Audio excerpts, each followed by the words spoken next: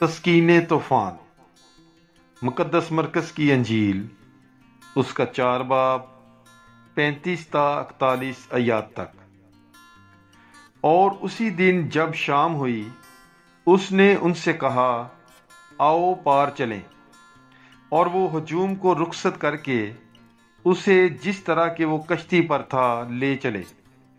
और उसके साथ और भी कश्तियां थीं और बड़ी आंधी चली और लहरें कश्ती पर यहाँ तक लगीं कि कश्ती पानी से भर चली थी और वो पिछली तरफ गद्दी पर सो रहा था।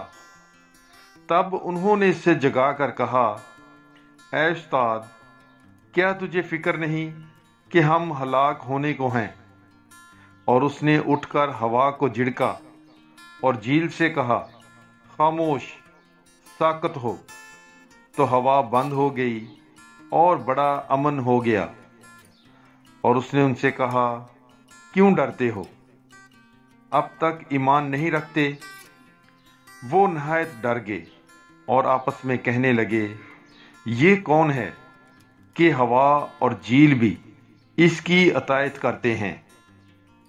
पाक कलाम के पढ़े और सुने जाने पर खुदावंद की बरकत हो, खुदा का शुक्र हो। God bless you. Bible is life.